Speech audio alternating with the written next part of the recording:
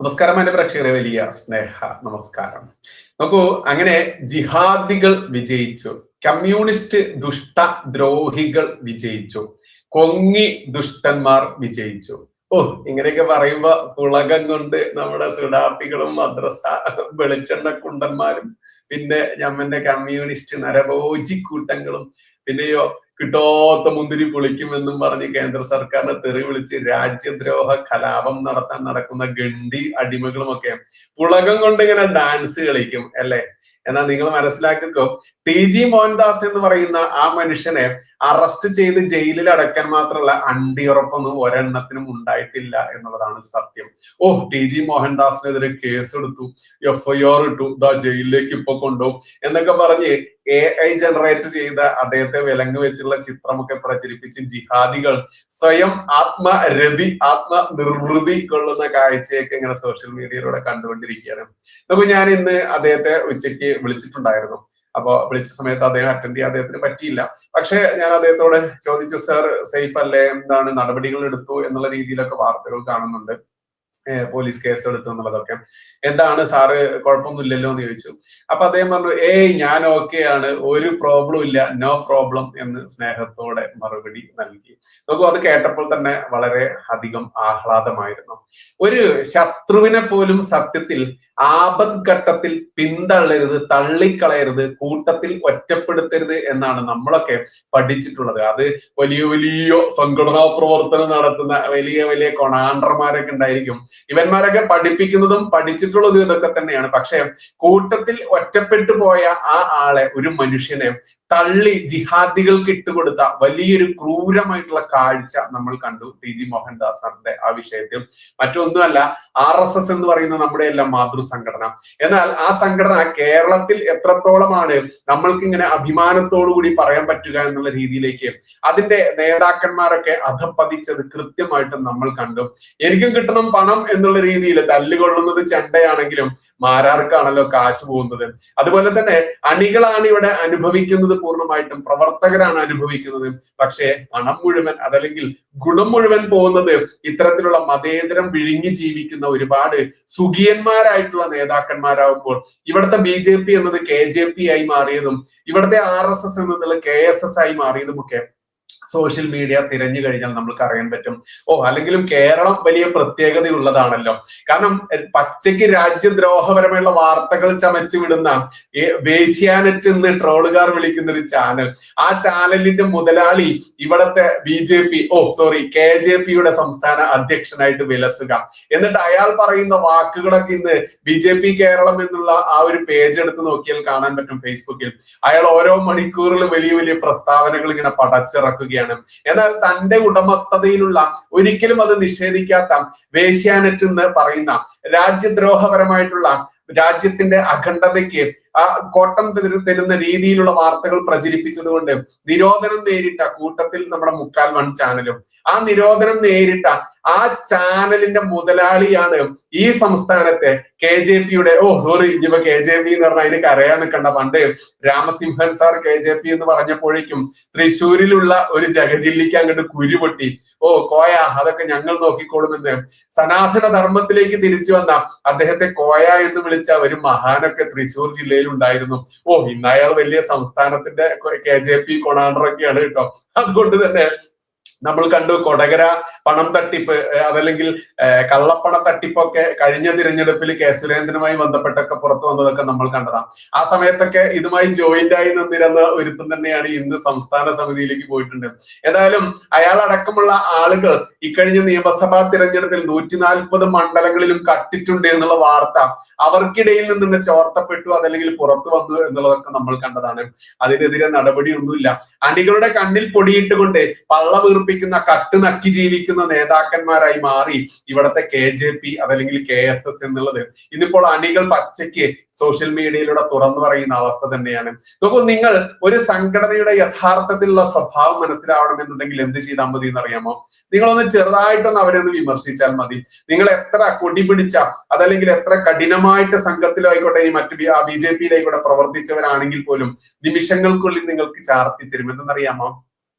കമ്മ്യൂണിസ്റ്റുകാരുടെയും ജിഹാദികളുടെയും നക്കാപ്പിച്ച നക്കിക്കൊണ്ട് BJP എന്ന് പറയുന്ന അതല്ലെങ്കിൽ സംഘം എന്ന് പറയുന്ന ഈ സംഘടനകളെ വിമർശിക്കാൻ വന്നവനാണ്, ഈ ചാരനാണ് ഇവൻ എന്നുള്ള പട്ടം നിങ്ങൾക്ക് ചാർത്തി തരും. അത് നിങ്ങൾക്ക് പതിറ്റാണ്ടുകളുടെ പ്രവർത്തന പരിചയം ഉണ്ടായിരുന്നെങ്കിൽ പോലും, നിങ്ങൾ തീക്ഷ്ണമായിട്ടുള്ള അനുഭവങ്ങളിലൂടെ ഈ സംഘടനാ പ്രവർത്തനത്തിൽ അനുഭവിച്ചിട്ടുണ്ടെങ്കിൽ പോലും കൃത്യമായിട്ട് നിങ്ങൾക്ക് ആ പട്ടം ചാർത്തി തരും. അവിടെയാണ് ഒരു സംഘടനയുടെ മേന്മ നമ്മൾ മനസ്സിലാക്കേണ്ടത്.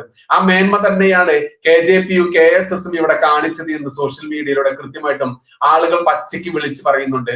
നമ്മൾക്ക് എല്ലാവർക്കും പ്രിയപ്പെട്ട TG മോഹൻദാസ് എന്ന് പറയുന്ന സാർ, അദ്ദേഹം തന്നെയാണ് സോഷ്യൽ മീഡിയയിൽ കൃത്യമായിട്ടും ഇന്നിപ്പോൾ KJP എന്ന് പേരിൽ അറിയപ്പെടുന്ന BJP-യുടെ കേരള ഘടകത്തിനായാലും ഈ സംഘം എന്ന് വിളിക്കുന്ന സംഘിയെന്ന്, അതല്ലെങ്കിൽ ചാണക സംഘിയെന്ന് ആർത്തട്ടഹസിച്ച് ജിഹാദികളും കമ്മികളും കൊങ്ങികളും വിളിച്ചപ്പോൾ അത്തരത്തിലുള്ള ആ സംഘികൾക്കും അഡ്രസ് ഉണ്ടാക്കി കൊടുത്തത്, ആ മനുഷ്യനെ നിർദാക്ഷിണ്യം തള്ളിക്കളഞ്ഞ് ആ മനുഷ്യനെ ഒറ്റപ്പെടുത്തി ജിഹാദികൾക്ക് ജോസഫ് മാഷിനെ ഇട്ടുകൊടുത്ത പോലെ തൊടുപുഴ ന്യൂമാൻസ് കോളേജിലെ അധ്യാപകനായിരുന്ന പ്രൊഫസർ ജോസഫ് മാഷിനെ വെള്ളയുടുപ്പണിഞ്ഞ കുഞ്ഞാടുകൾ ഒറ്റുകൊടുത്ത് ഇട്ടുകൊടുത്ത പോലെ തന്നെ അന്ന് ആഭ്യന്തരമന്ത്രിയായിരുന്ന കോടിയേരി ബാലകൃഷ്ണൻ ആ ജോസഫ് മാഷിന്റെ പാവം പിടിച്ച മകനെ പിടിച്ചു കൊണ്ടുപോയി ക്രൂരമായിട്ട് പോലീസിനെ കൊണ്ട് പിടിപ്പിച്ച് ആഭ്യന്തര വകുപ്പ് കൈയാളുന്ന കോടിയേരി ദ്രോഹിച്ചതൊക്കെ നമ്മൾ കണ്ടതാ.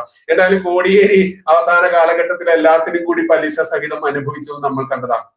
ഇന്നിപ്പോൾ പിണറായി തമ്പുരാനും പലിശ സഹിതം അനുഭവിച്ചു കൊണ്ടിരിക്കുന്നു. എല്ലാം കൃത്യമായിട്ട് നമ്മൾ കാണുന്നു. അത്തരത്തിൽ തന്നെ വിശ്വസ്തരായിട്ടുള്ള, അതല്ലെങ്കിൽ ജീവന്റെ ജീവനായി നിലകൊള്ളുന്ന ആളുകളെ തള്ളിക്കളയാൻ എത്രത്തോളമാണ് ഇവർക്ക് മനസാക്ഷിയില്ലാത്ത തോന്നലുകൾ വരുന്നത് എന്ന് കാണുമ്പോൾ തന്നെയാണ് ആ സംഘടനയെ നേതാക്കന്മാരായാലും സംഘടനകളിലെ നേതാക്കന്മാരെയും ഏതൊക്കെ തരത്തിലുള്ള ആളുകളാണെങ്കിലും അവരെ നമ്മൾ സംശയത്തിന്റെ കണ്ണോടുകൂടി തന്നെ കാണേണ്ടത്. മതേതരത്വം പുഴുങ്ങി തിന്നുകൊണ്ട് ഹിന്ദു എന്ന് പറയുന്ന പാവം പിടിച്ച വിഭാഗത്തിന്റെ തലയിലേക്ക് ആ ഉത്തരവാദിത്വം പൂർണ്ണമായിട്ട് മടിച്ചേക്ഷിപ്പിച്ചുകൊണ്ട് നേതാക്കന്മാരായിട്ടുള്ള ഇവറ്റകൾ കട്ടുമുടിച്ച് നക്കാൻ വേണ്ടി നടക്കുമ്പോൾ അവരെ വിമർശിക്കാൻ നമ്മൾ തയ്യാറായില്ല എന്നുണ്ടെങ്കിൽ കമ്മ്യൂണിസ്റ്റ് നരഭോജികൾ, കോൺഗ്രസ് രാജ്യദ്രോഹികൾ, ഏകദേശം 10-65 കൊല്ലം കട്ടുമുടിച്ച് ഈ രാജ്യത്തെ പിന്നോട്ടടിച്ച ആ ദ്രോഹികളും നമ്മളും തമ്മിൽ എന്താണ് വ്യത്യാസം എന്നുള്ളത് ഓരോ ആളുകളും സ്വയം ചോദിക്കേണ്ടത് തന്നെയാണ്. അവിടെയാണ് നമ്മൾക്ക് വിമർശനത്തിന് ശക്തി കൂടുക. BJP എന്നുള്ളത് കേരളത്തിൽ എത്തുമ്പോൾ KJP ആവുന്നതും, RSS എന്നുള്ളത് കേരളത്തിൽ എത്തുമ്പോൾ KSS ആയിക്കൊണ്ട് കൂടെ നിൽക്കുന്നവരെ ഒറ്റുകൊടുത്തുകൊണ്ട് തള്ളി പറഞ്ഞുകൊണ്ട് മുന്നോട്ട് പോകുമ്പോൾ അവർ എങ്ങനെയാണ് ഈ നാട്ടിൽ വിജയക്കൊടി പാറിക്കുക എന്ന വലിയ സംശയം തന്നെയുണ്ട്. നോക്കൂ, ഇന്ന് ഞാൻ TG മോഹൻദാസ് സാർ ആയിട്ട് മെസ്സേജിലൂടെ സംസാരിച്ചതിന് ശേഷം നമുക്കെല്ലാം പ്രിയപ്പെട്ട ജനൻ TVയിലെ റിപ്പോർട്ടർ ഉണ്ട് AN അഭിലാഷ്, എന്റെ പ്രിയപ്പെട്ട സുഹൃത്താണ്. ഞങ്ങൾ നേരിട്ട് കണ്ടിട്ടൊന്നുമില്ല, പക്ഷെ വാട്സാപ്പിലൂടെ പല സമയങ്ങളിൽ പല കാര്യങ്ങളിൽ അടുത്ത സുഹൃത്തുക്കളായിട്ട് വീഡിയോകളിലൂടെ പരസ്പരം കാണുന്നത് കൊണ്ട് നേരിട്ട് കാണാത്ത ആ ഒരു ഫീലൊന്നും ഞങ്ങൾക്കില്ല. അത്തരത്തിൽ ഇടയ്ക്കൊക്കെ മെസ്സേജ് ഇട്ടൊക്കെ പല കാര്യങ്ങൾ ചർച്ച ചെയ്യും. ഇന്ന് TG മോഹൻദാസിന്റെ ആ വിഷയം, ജനൻ TV എന്ന് പറയുന്ന ചാനൽ നോക്കൂ, പാവം പിടിച്ച ജനങ്ങളുടെ പണം പിരിച്ചുകൊണ്ട് ഷെയറായി പിരിച്ചുകൊണ്ട് 5 ലക്ഷമായാലും 1 ലക്ഷമായാലും അതിന് മുകളിലായാലും വലിയ വലിയ ലക്ഷങ്ങളൊക്കെ പിരിച്ചുകൊണ്ട് ആ പാവപ്പെട്ട പിരിവ് നൽകിയ ആ ഉടമയ്ക്ക്, ആ ഓഹരി ഉടമയ്ക്ക് 1 രൂപ പോലും ഗുണമില്ലാത്ത രീതിയിലേക്ക് നീങ്ങിക്കൊണ്ടിരിക്കുന്ന ഈ ജനം എന്ന് പറയുന്ന ചാനൽ ഉണ്ടല്ലോ, ആ ജനൻ TVയിൽ TG മോഹൻദാസറെ തള്ളിക്കൊണ്ട് എങ്ങനെയായിരുന്നു വാർത്ത വന്നെന്നറിയാമോ? TG പറഞ്ഞത് RSSന്റെ വാക്കുകളല്ല, ഇയാൾക്ക് RSSുമായിട്ട് യാതൊരു ബന്ധവുമില്ല എന്നുള്ളത്. അപ്പോൾ ഞാനും AN അഭിലാഷും തമ്മിൽ ഇന്ന് ഉച്ചയ്ക്ക് അങ്ങനെ ചർച്ചയുണ്ടായ സമയത്ത് ഇയാളോട് ഞാൻ പറഞ്ഞല്ലോ, വിമർശിക്കുന്ന സമയത്താണ് ഇവറ്റകളുടെയൊക്കെ സ്വഭാവം കൃത്യമായിട്ട് അറിയുക എന്നുള്ളത്. അപ്പോൾ ഞാൻ കൃത്യമായിട്ട് വിമർശന ബുദ്ധിയോടുകൂടി തന്നെ അദ്ദേഹത്തോട് സംസാരിച്ച സമയത്ത് അദ്ദേഹം അപ്പൊ തന്നെ ആ ചോദ്യം തൊടുത്തു വിട്ടു, ഓ താങ്കൾ സ്വയം സേവകനാണോ, സ്വയം സേവകനായിരുന്നോ എന്നുള്ള ചോദ്യം. അപ്പോൾ ഞാൻ അയാളോട് തിരിച്ചു ചോദിച്ചു, അഭിലാഷേ, ഈ സ്വയം സേവകൻ എന്ന് പറയുന്നത് ശാഖയിൽ ഈ പറയുന്ന ശാഖയുടെ വടിയും കുത്തിപ്പിടിച്ച് അതല്ലെങ്കിൽ പഥസഞ്ചലനത്തിലൊക്കെ പങ്കെടുത്തവർ മാത്രമാണോ സ്വയം സേവകർ എന്നുള്ളത് നിങ്ങൾ അർത്ഥമാക്കിയത്? എന്താണ് സ്വയം സേവകർ എന്നുള്ള വാക്കിന്റെ അർത്ഥം എന്ന് അദ്ദേഹത്തോട് ചോദിച്ചു. അതിന് ഞാൻ ആ സമയത്ത് എന്റെ മനസ്സിൽ വന്ന ഒരു എഴുത്തുണ്ടായിരുന്നു. ആ എഴുത്ത് അദ്ദേഹത്തോട് ചോദിച്ചത്, നമ്മൾ ആ എഴുത്തിന്റെ അതേ പൂർണ്ണ ബോധ്യത്തോടു കൂടി ഇന്നിപ്പോൾ നിങ്ങളോട് പറയുമ്പോൾ അതിന് മാറ്റം വരും. അതുകൊണ്ട് ആ എഴുത്ത് എങ്ങനെയാണ് ഞാൻ അദ്ദേഹത്തോട് ചോദിച്ചെന്നറിയാമോ? സ്വയം പ്രേരണയാൽ സമാജ സേവനം എന്നതാണ് സ്വയം സേവകന്റെ നിർവചനമെങ്കിൽ ആശയപരമായി സഹയാത്രികനായ ഒരാളിനെ തള്ളിപ്പറയുന്ന സാഹചര്യത്തെ എന്ത് നീതിബോധം കൊണ്ടാണ് സംഘടന ന്യായീകരിക്കുന്നത്? ഞാൻ അദ്ദേഹത്തോട് ചോദിച്ചു, എന്താണ് സ്വയം സേവകൻ എന്നുള്ളതിന്റെ അർത്ഥം എന്ന് ചോദിച്ചപ്പോൾ അത് അയാൾ പറഞ്ഞില്ല. ഞാൻ ചോദിച്ചു, സ്വയം പ്രേരണയാൽ സമാജ സേവനം എന്നതാണ് സ്വയം സേവകന്റെ നിർവചനം എന്നാണ് ഞാൻ മനസ്സിലാക്കിയിട്ടുള്ളത്. നിങ്ങൾ മനസ്സിലാക്കിയത് വെറും ശാഖയിൽ പോകുന്നവർ എന്നാണോ എന്നറിയില്ല. അതിനും അയാൾക്ക് മറുപടി ഉണ്ടായിരുന്നില്ല. ഏതായാലും സ്വയം പ്രേരണയാൽ സമാജ സേവനം എന്നത് ഒരു സ്വയം സേവകന്റെ നിർവചനമെങ്കിൽ ആശയപരമായി സഹയാത്രികനായിരുന്ന നമ്മുടെ എല്ലാം പ്രിയപ്പെട്ട TG മോഹൻദാസ് സാറിനെ തള്ളിക്കളഞ്ഞുകൊണ്ട് പ്രസ്താവന ഇറക്കി ഒറ്റപ്പെടുത്തി ജിഹാദികൾക്കും കമ്മ്യൂണിസ്റ്റ് കോൺഗ്രസ് നരഭോജികൾക്കും ഇട്ടുകൊടുത്തെങ്കിൽ ആ ഇട്ടുകൊടുത്തവരെ സ്വയം സേവകർ എന്ന് വിളിക്കുമോ എന്ന് സ്വയം സേവനത്തിന് വേണ്ടി സമാജത്തിന് വേണ്ടി സ്വയം പ്രേരണയാൽ ഇറങ്ങിയിട്ടുള്ള ഏതൊരു മനുഷ്യനും സ്വയം സേവകരാണ്. അതാണ് ഡോക്ടർ ഗുരുജിയും അതല്ലെങ്കിൽ ഡോക്ടർ ഗോൾവാൾക്കറും ഒക്കെ നമ്മെ പഠിപ്പിച്ചത്. പക്ഷെ കേരളത്തിൽ അത് എത്തുമ്പോൾ വേറെ വ്യത്യാസം. കേരളത്തില് പുട്ടിന് പീരയിടുന്നത് പോലെ അല്ലെങ്കിൽ വേണ്ട കുഴിയിൽ മന്തി ഇടുന്ന പോലെ കുജ്ജിൽ മന്തി ഇടുന്ന പോലെ കുജ്ജ് മന്തി പോലെ ഇടയ്ക്കിടയ്ക്ക് മതേതരത്തെ ഇങ്ങനെ തുളുമ്പി വരും. അത് BJP ആണെങ്കിലും ഈ പറയുന്ന KJP ആണെങ്കിലും ഇനി ഈ KSS ആണെങ്കിലും എന്നുള്ളതാണ് യാഥാർത്ഥ്യം.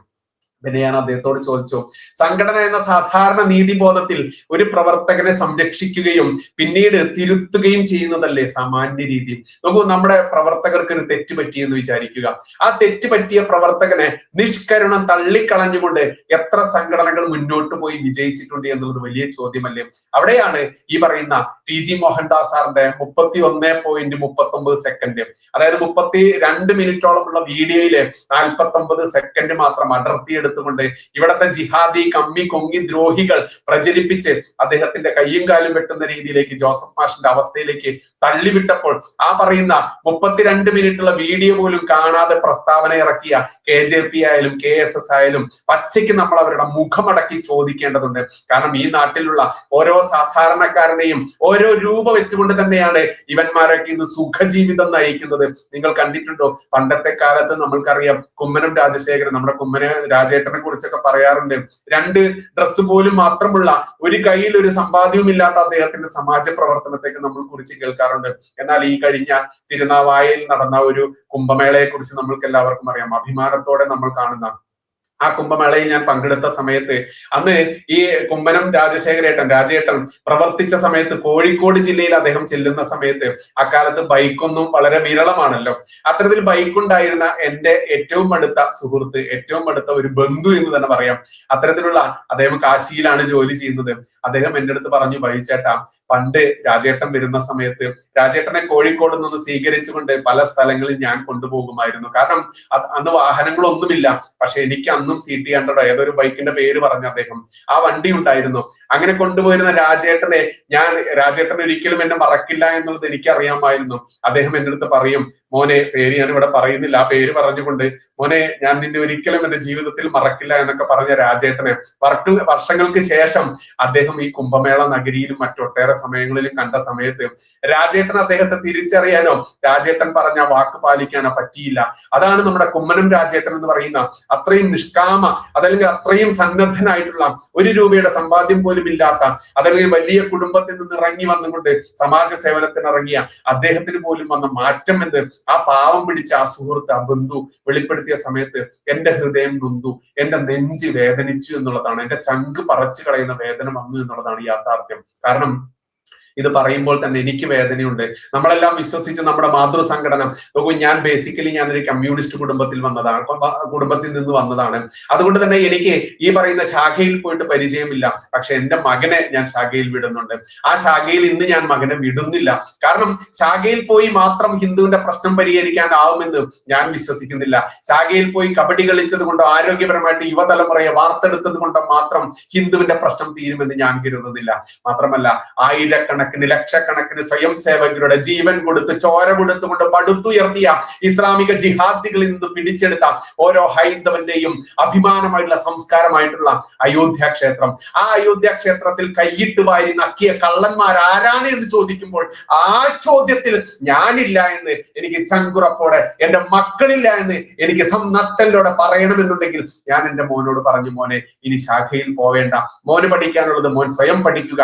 അതെ, ആ മോന്റെ ആ വിദ്യാഭ്യാസ സമ്പ്രദായത്തിലൂടെ പഠിക്കാൻ ആവട്ടെ ഞാനെന്ന് കരുതി. കാരണം നമ്മൾ കേരളത്തിൽ കാണുന്ന, നമ്മുടെ ഇവിടുത്തെ പ്രസ്ഥാനത്തിൽ കാണുന്ന അപജയം, അധപ്പതനം, അത് പച്ചയ്ക്ക് വിളിച്ച് പറയാൻ ആരെങ്കിലും വേണ്ടടോ എന്ന് ഉറക്കി ഓരോ മനുഷ്യരും നെഞ്ചത്ത് തട്ടി നട്ടലോടുകൂടി ചോദിക്കണം. പഴയ രാജേട്ടന്റെ ആ മാറ്റത്തെ പോലും നമ്മൾ മനസ്സിലാക്കേണ്ടതുണ്ട്. അത്തരത്തിൽ നെഞ്ച് നീറിക്കൊണ്ട് പ്രവർത്തിക്കുന്ന ഒരുപാട് ആളുകൾ ഈ നാട്ടിലുണ്ട്. ആ നാട്ടുകാരുടെ ചോദ്യത്തിന് ഇവറ്റകൾക്കൊന്നും മറുപടിയില്ല. അതുകൊണ്ട് തന്നെ TG മോഹൻദാസ് മോഹൻദാസ് എന്ന് പറയുന്ന ആ വലിയ മനുഷ്യനെ ഓരോ സംഘപ്രവർത്തകൻ എന്ന് സോഷ്യൽ മീഡിയയിലൂടെ അഭിമാനത്തോടെ നട്ടലോടെ അതേടാ ഞാൻ സംഖ്യയാടാ ചാണക സംഖ്യയാടാ എന്ന് പറയുന്ന നട്ടലുള്ള ഓരോ മനുഷ്യന്മാരെയും വാർത്തെടുക്കാൻ വേണ്ടി ഭയലേശമില്ലമില്ലാതെ ആരോഗ്യം പോലും ഇല്ലെങ്കിൽ പോലും അദ്ദേഹത്തിന്റെ ശരീരം നമ്മൾക്കറിയാം, അദ്ദേഹത്തിന്റെ വായിൽ നിന്ന് വരുന്ന അതിശക്തമായിട്ടുള്ള വാക്കുകൾ ഏതൊരു പ്രതിരോധിയെയും തകർത്തടിച്ചുകൊണ്ട് തെളിവ് സഹിതം സംസാരിക്കാനുള്ള നട്ടെല്ലുണ്ടല്ലോ, ആ നട്ടെല്ലോടുകൂടി സംസാരിച്ചത് കൊണ്ട് തന്നെ ഞാനടക്കമുള്ള എന്നെ കാണുന്ന നിങ്ങളടക്കമുള്ള ആളുകൾ അതേടാ ഞാൻ സംഖ്യയാടാ ചാണക സംഖ്യയാടാ എന്ന് ജിഹാദികളോട് കമ്മ്യൂണിസ്റ്റ് പൊങ്ങി നരഭോജികളോട് പച്ചയ്ക്ക് പറഞ്ഞ് നമ്മൾ പിടിച്ചു നിന്നില്ലേ? അത്തരത്തിൽ നമ്മുടെ ഗുരുതുല്യനായിട്ടുള്ള ഒരു മനുഷ്യൻ തന്നെയാണ് TG. ആ TG മോഹൻദാസ് സാറിനെ നിഷ്കരുണം തള്ളിക്കളഞ്ഞവരെ നമ്മൾ ഉൾക്കൊള്ളണോ, നമ്മൾ കെട്ടിപ്പിടിക്കണോ, അതോ വിമർശിച്ച് നന്നാക്കണോ എന്ന് ഓരോ ഹിന്ദുവും ചിന്തിക്കേണ്ടതുണ്ട്. കാരണം ഇവന്മാരൊക്കെ സുഖലോലുപതരായി ജീവിക്കുന്നത്, സുഖസുഷുപ്തിയിൽ കിടന്ന് ആറാടുന്നത് നമ്മൾ കൊടുക്കുന്ന ഓരോ രൂപയും വെച്ചുകൊണ്ട് തന്നെയാണ്. ഗുരുപൂർണിമയ്ക്ക് ശേഷം ഇവിടെ നടക്കുന്ന ഗുരുവാദവും ഗുരുപൂജയും ഒക്കെ നമ്മൾക്കറിയാം. കാശ് കുമിഞ്ഞുകൂടുന്ന സമയമാണ്. അതുകൊണ്ട് TG മോഹൻദാസിന്റെ 32 മിനിറ്റുള്ള അദ്ദേഹത്തിന്റെ വീഡിയോ കാണാൻ ഇവന്മാർക്കൊന്നും സമയമില്ല. ലക്ഷക്കണക്കിന് പണം കുമിഞ്ഞുകൂടുന്ന സമയത്താണോ ഇവന്റെ ഒരു വർഗീയ പ്രസ്താവന എന്നും പറഞ്ഞുകൊണ്ട് വെറും 49 സെക്കൻഡുള്ള അദ്ദേഹത്തിന്റെ 32 മിനിറ്റിൽ വീഡിയോ കട്ടെടുത്ത് ജിഹാദികൾ പ്രചരിപ്പിച്ച ആ ക്ലിപ്പ് മാത്രം കണ്ടുകൊണ്ട് അദ്ദേഹത്തെ തള്ളിക്കളയുമ്പോൾ ഇന്ന് TG മോഹൻദാസ് സാറാണെങ്കിൽ നാളെ ഞാനാണോ, നാളെ നീയാണോ ഓരോ ഹിന്ദുവേ എന്ന് പച്ചയ്ക്ക് പറയാൻ ആരെങ്കിലും ഒക്കെ വേണം. അത് തന്നെയാണ് നമ്മൾക്ക് ശക്തി. നമ്മൾക്ക് വരാനിരിക്കുന്ന നാളുകളിൽ നമ്മുടെ ശക്തി എന്ന് മനസ്സിലാക്കേണ്ടതുണ്ട്. എന്തായാലും AN അഭിലാഷിനോട് പിന്നെ ഞാൻ പറഞ്ഞതെന്നറിയാമോ?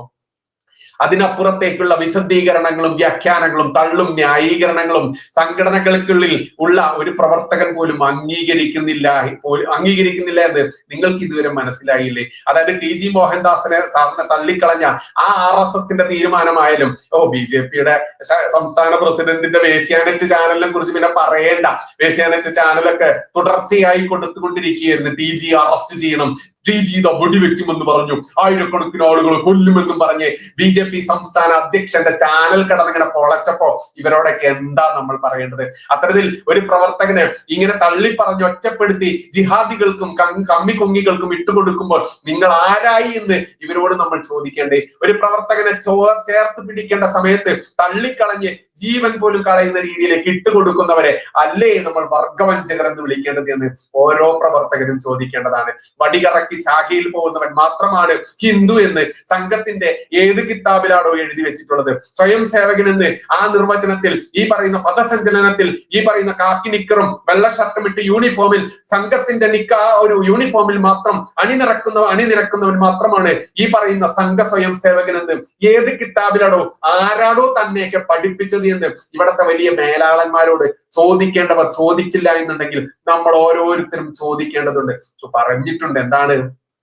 നീതിയില്ലെങ്കിൽ നീ തീയാവുക എന്ന് നമ്മൾ പഠിച്ചിട്ടില്ലേ? ആ പഠിച്ചത് വെറുതെ വിഴുങ്ങാനുള്ളതല്ല, അത് പ്രതികരിച്ച് പ്രവർത്തിച്ച് കാണിച്ചു കൊടുക്കാനുള്ളതാണ്. അതുകൊണ്ട് നിന്നെ രാജ്യവിരുദ്ധനെന്നും അതല്ലെങ്കിൽ സംഘവിരുദ്ധനെന്നും BJP വിരുദ്ധനെന്നും ചാപ്പകുത്തി കഴിഞ്ഞാലും ചോദിക്കാനുള്ളത് മുഖത്ത് നോക്കി ചോദിക്കുന്ന ആളായിട്ട് നട്ടെല്ലുള്ളവനായിട്ടാണ് നീ മുന്നോട്ട് പോവേണ്ടത്. അല്ല എന്നുണ്ടെങ്കിൽ അയോധ്യയിൽ സ്വർണം കട്ട, പണം കട്ട, ഭഗവാന്റെ മുതല് കട്ട അവന്മാരും നിങ്ങളും തമ്മിൽ എന്താണ് വ്യത്യാസമെന്ന് ഒരു കാലത്ത് നിങ്ങളുടെ മനസാക്ഷി ചോദിക്കും. ആ മനസാക്ഷിക്ക് മറുപടി പറയാൻ നിങ്ങൾക്കാവില്ല.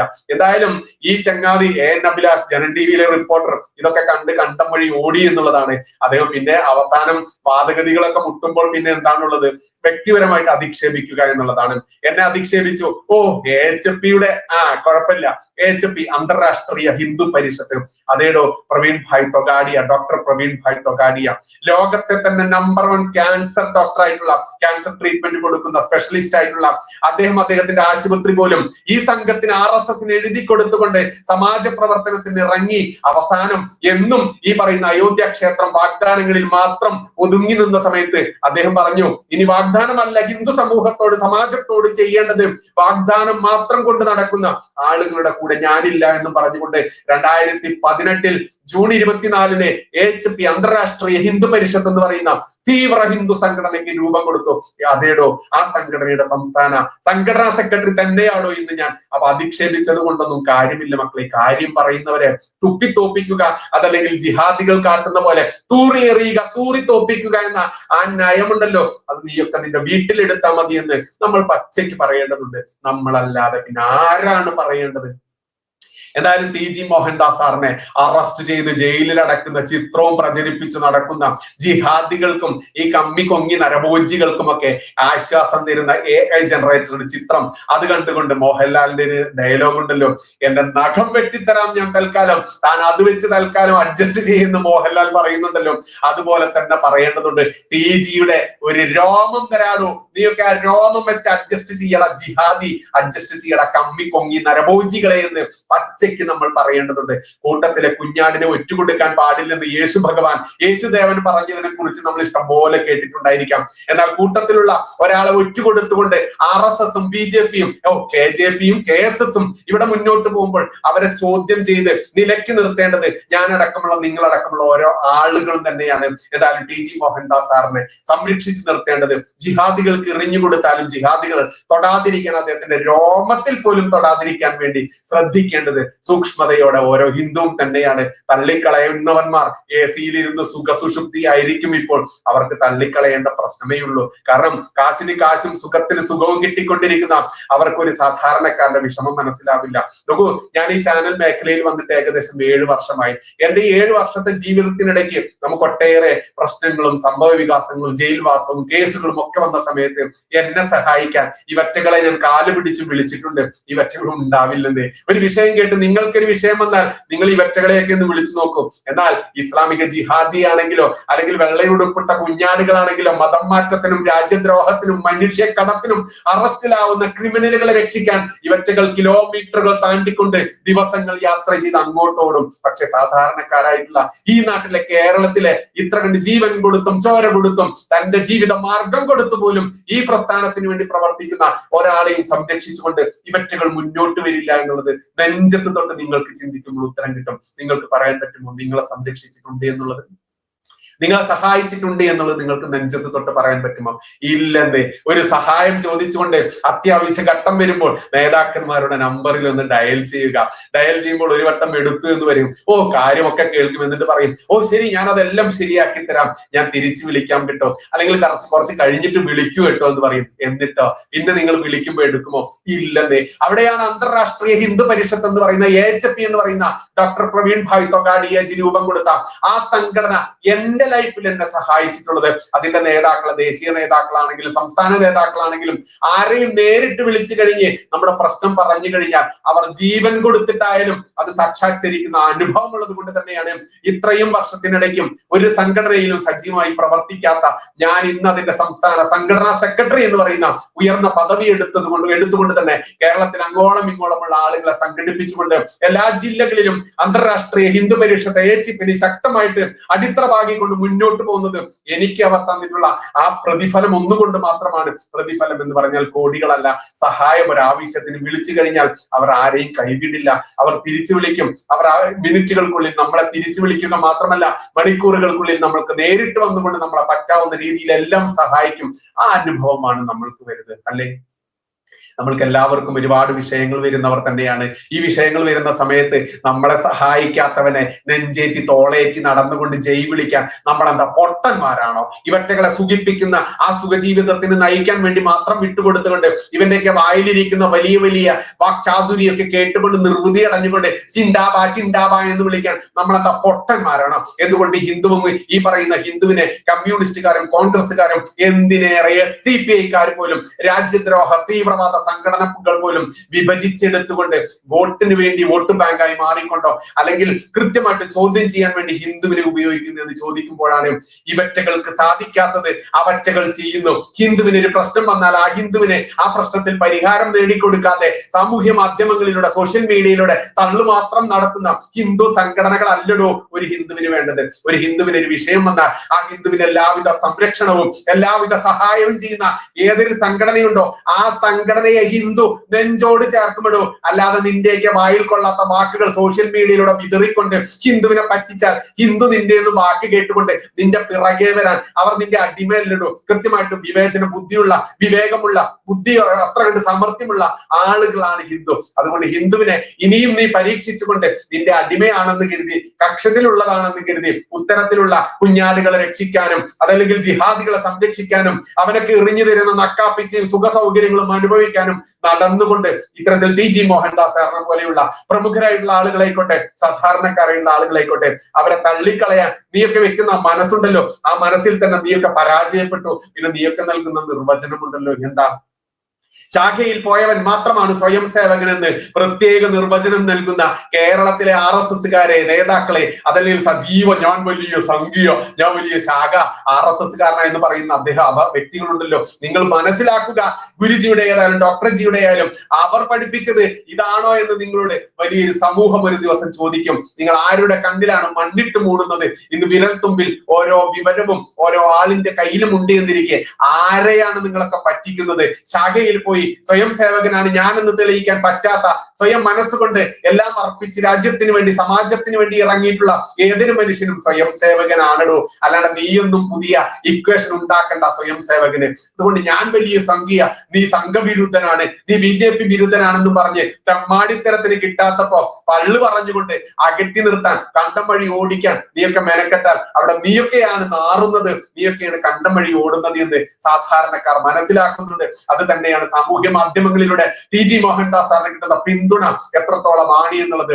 ജനൻ TV എന്ന് പറയുന്ന ചാനലിലൂടെ, ഹിന്ദുവിന്റെ കാശ് കൊണ്ട് തുടങ്ങിയ ചാനലിലൂടെ, സംഘ പ്രസ്ഥാനത്തിന്റെ നേതൃത്വത്തിലൂടെ ഇത്തരത്തിൽ വാർത്തകൾ പടച്ചുവിടുമ്പോൾ അല്ലെങ്കിലേ നടുവൊടിഞ്ഞ് കിടക്കുന്ന ജനൻ TV അതിന്റെ നട്ടെല്ല് കൂടി തകർന്നുകൊണ്ട് കിടക്കുന്ന അവസ്ഥയിലേക്ക് എത്തിക്കുന്നത് ആരാണ് എന്ന് ചോദിച്ചാൽ ഇവിടെ സത്യം തിരിച്ചറിയുന്ന, ധർമ്മം തിരിച്ചറിയുന്ന, യാഥാർത്ഥ്യ ബോധത്തോടെ മുന്നോട്ട് പോകുന്ന ഓരോ ആളുകളും ഉണ്ടോ. അവരെ ചിലപ്പോൾ നിനക്ക് ശാഖയിൽ വടി ചുഴറ്റി കറങ്ങുന്നത് കാണാൻ പറ്റില്ല, അവരെ നിനക്ക് നിന്റെ കൺമുന്നിൽ നിന്ന് പോരാടുന്നത് കാണാൻ പറ്റില്ല. പക്ഷേ അവർ മനസ്സുകൊണ്ടും ശരീരം കൊണ്ടും ജീവിതം കൊണ്ടും പോരാടുന്ന ആ പോരാളികളെ കാണണമെന്നുണ്ടെങ്കിൽ നീയൊക്കെ ഇടയ്ക്ക് താഴെ തട്ടിലേക്കൊക്കെ ഒന്ന് വന്നിറങ്ങണം, ഹിന്ദുവിന്റെ അവസ്ഥ മനസ്സിലാക്കണം. എന്തേ അതിന് സാധിക്കുമോ?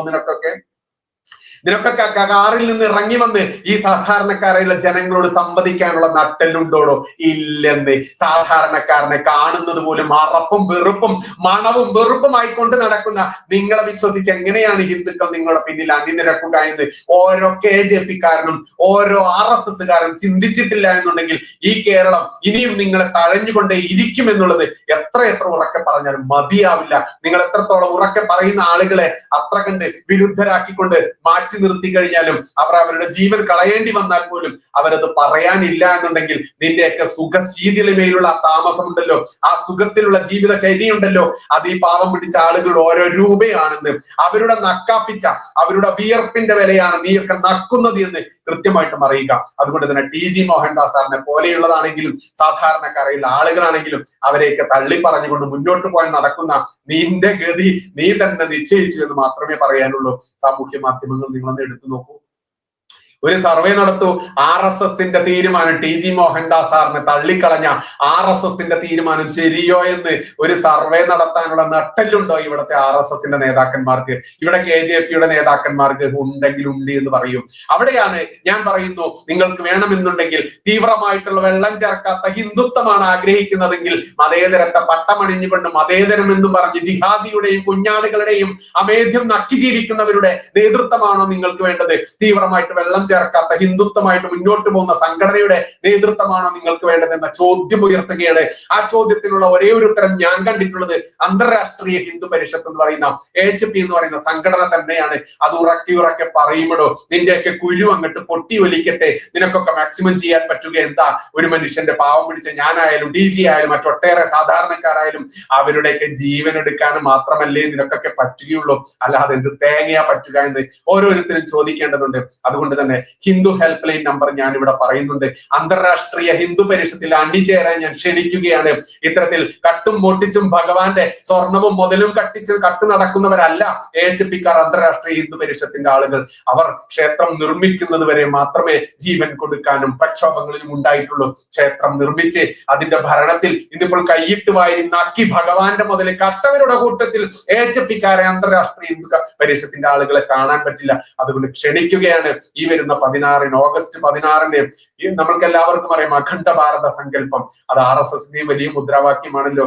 അഖണ്ഡ ഭാരത സങ്കല്പം എന്ന് പറയുന്ന വലിയൊരു പ്രോഗ്രാം നമ്മൾ മലബാറിന്റെ ഏറ്റവും കൊടിയ ക്രൂരതകൾ അരങ്ങേറിയ കോഴിക്കോടിന്റെ മണ്ണിൽ നമ്മൾ നടത്തുന്നുണ്ട്. തളി ക്ഷേത്രം നിങ്ങൾക്കറിയാമല്ലോ. തളി ക്ഷേത്രത്തിന്റെ മുൻപിൽ സാമൂതിരി ഹയർ സെക്കൻഡറി സ്കൂൾ എന്ന് പറയുന്ന ഒരു സ്കൂളുണ്ട്. ആ അങ്കണത്തിൽ വെച്ച് നടത്തുകയാണ് ഈ വരുന്ന ഓഗസ്റ്റ് 16 3 മണിക്ക്. അതുകൊണ്ട് അണിചേരുക. ഇവിടെ ഞാൻ ഹിന്ദു ഹെൽപ്പ് ലൈൻ നമ്പർ പറയുന്നുണ്ട്. ആ നമ്പറിൽ നിങ്ങൾക്ക് ഏത് നട്ടപ്പാതിരേക്കും വിളിക്കാം, എപ്പോ വിളിച്ചും സഹായം അഭ്യർത്ഥിക്കാം. ആ നമ്പർ എഴുതി വെക്കുക. ഓരോ ഹിന്ദുവും ബൈഹർട്ടാക്കി വെക്കുക, മനഃപ്പാഠമാക്കി വെക്കുക. 9400860004. ഈ നമ്പർ നിങ്ങൾ മനഃപ്പാഠമാക്കി വെക്കുക. വീണ്ടും പറയാം, ഞാനിത് മനഃപ്പാഠമാണ്. കാരണം ഏതൊരു ഹിന്ദുവിനും പ്രശ്നം വരുമ്പോൾ കണ്ണും പൂട്ടി വിളിക്കാം. വിളിച്ചു കഴിഞ്ഞാൽ ജീവൻ കൊടുത്തിട്ടായാലും നിങ്ങൾക്ക് തരാൻ പറ്റുന്നതിന്റെ പരമാവധി സഹായം നിങ്ങൾക്ക് തരും. അതാണ് AHP എന്ന് പറയുന്ന അന്തർരാഷ്ട്രീയ ഹിന്ദു പരിഷത്തിന് നിങ്ങൾക്ക് തരാനുള്ള വാഗ്ദാനം. അതിന് നിങ്ങൾ ചെയ്യേണ്ടത് ഇത്ര മാത്രമേ ഉള്ളൂ. 9400860004 എന്ന് പറയുന്ന ഈ പറയുന്ന ഹിന്ദു ഹെൽപ്പ് ലൈൻ നമ്പറിൽ നിങ്ങൾ ബന്ധപ്പെടുക. അന്തർരാഷ്ട്രീയ ഹിന്ദു പരിഷത്തിൽ അണിചേരുക. കള്ളന്മാരുടെയും കൊള്ളക്കാരുടെയും പിറകെ നടന്നുകൊണ്ട്, റാൻമൂളി നടന്നുകൊണ്ട് നിങ്ങളുടെ ജീവിതം ഇനിയും പാഴാക്കരുത്. ഹിന്ദുവിന്റെ പ്രശ്നം അറിഞ്ഞുകൊണ്ട്, ഹിന്ദുവിന്റെ അടിസ്ഥാന പ്രശ്നങ്ങളിലേക്ക്, താഴെ തട്ടിലേക്ക് ഇറങ്ങി വന്നുകൊണ്ട്, ഹിന്ദുവിന്റെ എന്നത്തെയും വലിയ പ്രശ്നം സാമ്പത്തികം തന്നെയാണ്. ആ സാമ്പത്തികത്തിന് പരിഹാരം ഉണ്ടാക്കുന്ന രീതിയിലേക്ക് ഓരോ ഗ്രാമങ്ങളെയും ദത്തെടുത്തുകൊണ്ട് അവിടെ ഹിന്ദു ഏകതാ കേന്ദ്രങ്ങൾ 50 കുടുംബങ്ങളെ വെച്ചുകൊണ്ട് അവർക്ക് ചെറുകിട യൂണിറ്റുകളും മറ്റും നൽകിക്കൊണ്ട് അവരെ സ്വയം പര്യാപ്തരാക്കിക്കൊണ്ട് സാമ്പത്തിക ഭദ്രതയുള്ളവരാക്കിക്കൊണ്ട് ഉയർത്തിക്കൊണ്ടുവരിക എന്നുള്ളതാണ് AHPയുടെ ലക്ഷ്യം. അല്ലാതെ ശാഖതോറും ഈ പറയുന്ന യുവാക്കളെ അണിനിരത്തിക്കൊണ്ട് ജാഥ നടത്തിക്കൊണ്ടോ, പ്രചരണം നടത്തിക്കൊണ്ടോ, പഥസഞ്ചലനം നടത്തിക്കൊണ്ടോ, അവരുടെ കുടുംബത്തിൽ അരി പുകയുന്നുണ്ടോ എന്ന് നോക്കാത്ത ഒരു സംഘടനാ പ്രവർത്തനം ഈ നാട്ടിൽ ഇനിയും എത്രത്തോളം വിജയിക്കുമെന്നുള്ളത് മനസ്സിലാക്കാത്ത മണ്ടന്മാരുടെ കൂടെ ജീവിതം ഇനിയും തുലയ്ക്കണോ എന്നുള്ളത് കൃത്യമായിട്ട് ചിന്തിക്കുക. നന്ദി, നമസ്കാരം. ജയ് ഹിന്ദ്, ജയ് ശ്രീറാം.